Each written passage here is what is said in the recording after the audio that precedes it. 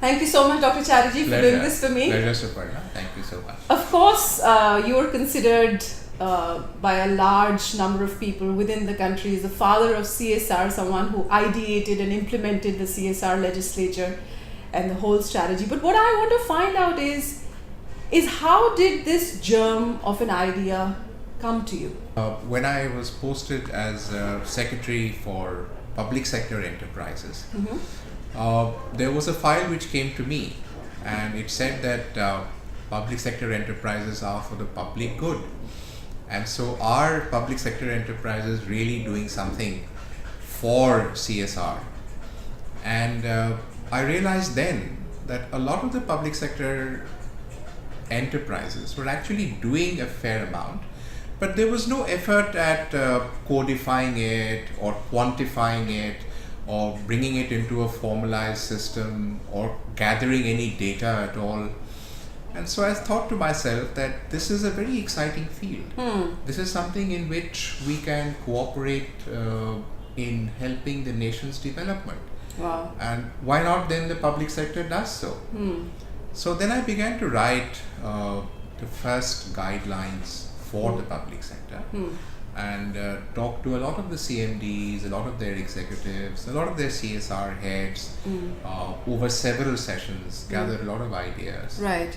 And that's how that first foray into CSR began. So it's nothing to do with, another mandate on the corporate sector as it is, they're burdened with all the taxation and all that they have to prove to the government, and now another CSR mandate. And it occurred to me, at that time I hadn't even thought of the private sector at all. Okay. The corporate world was nowhere in my ambit.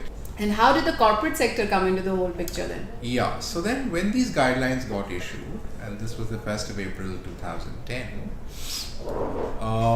there was a colleague of mine in the Ministry of Corporate Affairs who was Secretary Corporate Affairs. Right. And he said to me that we are in fact drafting the new companies bill, as it was known then. I see. And this was around 2010-11. Right. And he said that, look, if you have done such an exciting thing for the public sector enterprises, we can try and do it for the corporate world also. So why don't we try drafting a section in the Companies Act, or at that time the Companies Bill, and try to bring CSR for the corporate sector as well. Right. And that germinated as an idea out of a conversation. Excellent, because I don't see it as a mandate across many countries, or maybe no country at all across the world. Zilch, nowhere. Yeah. Absolutely nowhere. But we decided that it should be a mandate in India. What was the thought process behind that? Section 135 didn't mandate it in the word that you must do or else you will be punished. Okay.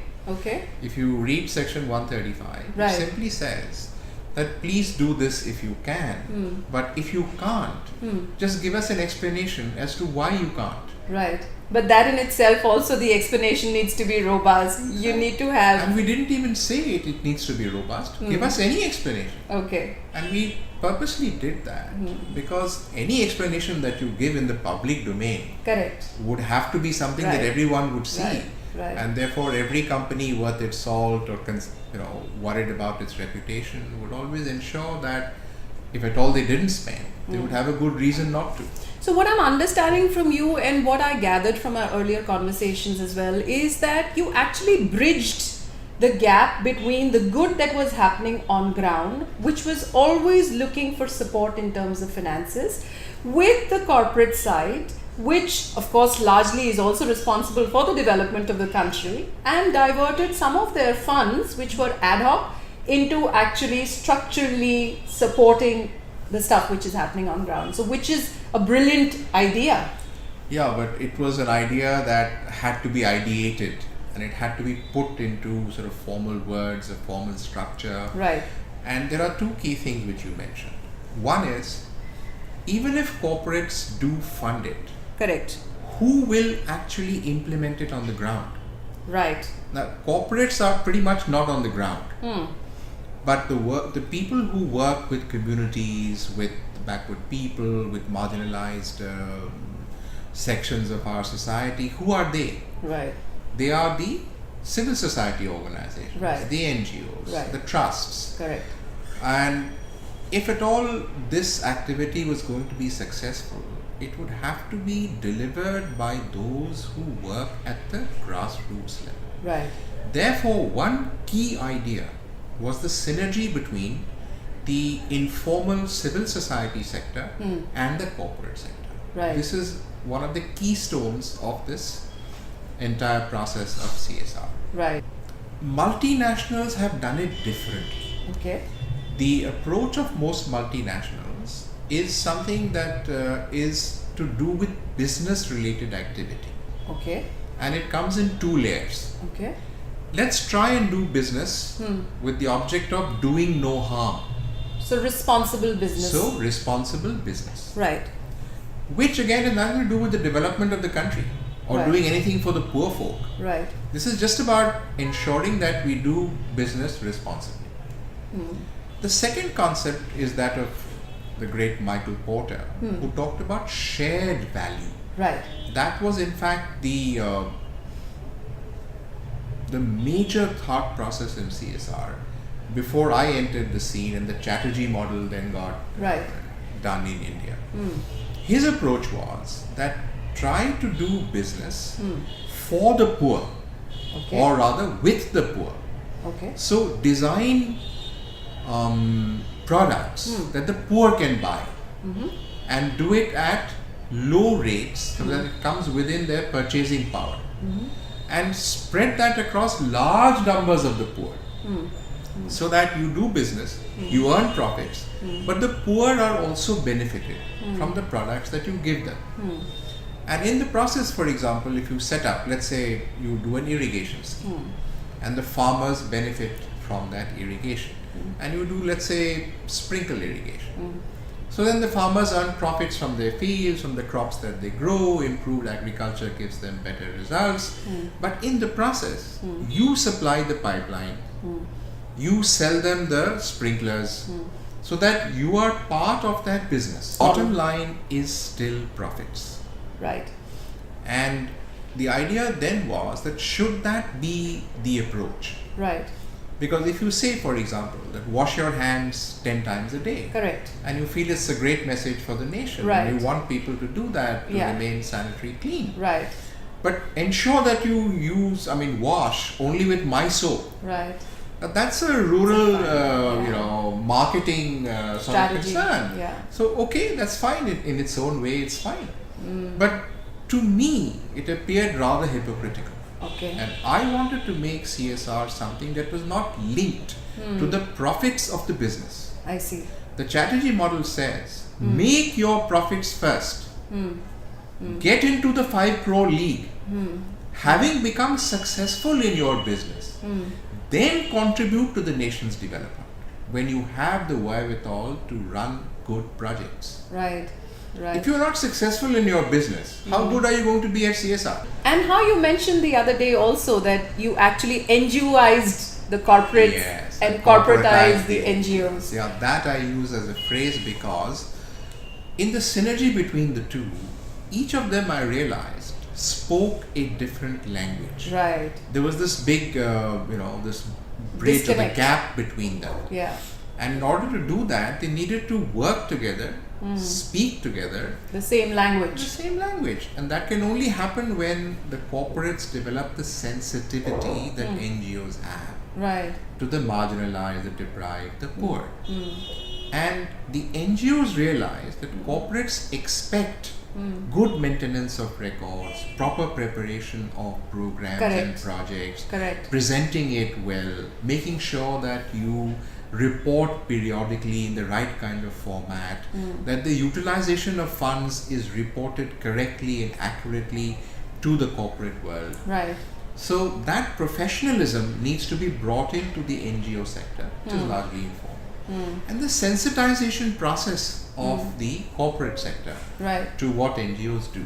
Right. And that dialogue has been perhaps the most beneficial for the country Yeah. over these last 4 years. And is there a feedback mechanism in terms of what it was from nothing to where we are today, so as to implement the learnings for the future or the next maybe act? Well, one is what you call a national dashboard, Right. which the Corporate Affairs Ministry has, Right. which provides a lot of data. Right. So every project taken up by every company is available at one space, and the amount spent by every company is also available.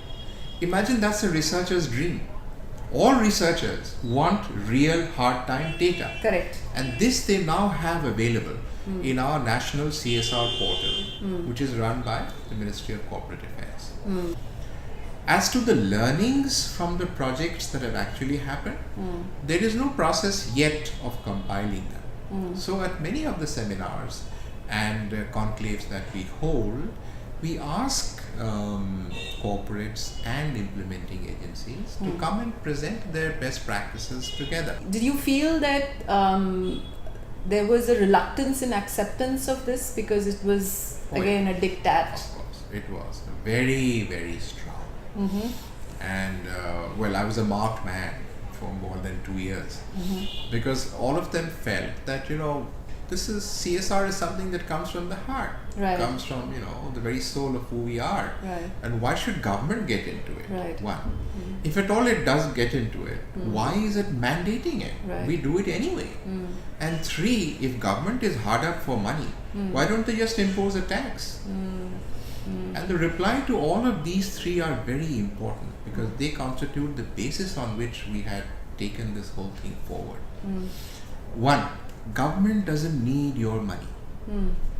Government has adequate funds. All the entire resources from your 2% will amount to at best 20,000 crores. That is not even 1/5 of a budget of one department of the government of India. Right. Forget the states. Right. So your total contribution is not a blip on the screen of the government. Right. We don't need your money. Two, the mandate is only to ensure that you do what you are already doing better. And if you are already doing it, why should you object to the mandate? No answer to that either. Three, the whole idea of corporates contributing to national development is a huge pull. Because what does a corporate have in terms of strengths that's better than government? Innovation, quick reaction, less bureaucracy, less leakage in the system, greater bang for the buck, corporates monitoring strongly as to what they are doing. All of these strengths now come into the process of development. You can't leave everything to government. Surely that society from which you are pulling in your profits, you need to show what you can do for them. Right. And before it actually became a mandate, we spoke about the reluctance of the corporates, but it must have been a task to actually convince the government itself. Yes. And that happened because once we linked it to the development agenda, the ministers who were then leading corporate affairs were very, very positive. And they really believed in the CSR process. So when they took it to members of parliament, they took it as a development agenda. And that is why it was welcomed by members of parliament across the board. And that's why in the debate in parliament on the Companies Act, Section 135 was lauded across all political spectrum. And if I were to ask you if there would be a Chatterjee 2.0 model, Chatterjee has given his model. Now, in fact, a high-level committee has been set up by the Ministry of Corporate Affairs, which is headed by the Secretary in the Ministry of Corporate Affairs. And they are looking at the experience of these 4 years. okay, And they are going to come up with a blueprint as to what needs to be improved, what needs to be tweaked. Can we link the CSR agenda with the SDGs, which have now come in from 2015. Correct. So all of that is being looked at by this new high-level committee. And they've been asked to submit their report in about 3 months. Thank you so much, Dr. Chatterjee, for doing this for me. Pleasure, And sir. thank you so much for advising us on SABERA. We look forward to your viewpoints even on December 6th Thank at the Murti Bhavan. It'll be a great opportunity and a great pleasure. Thank you, Suparna. Thank you. you.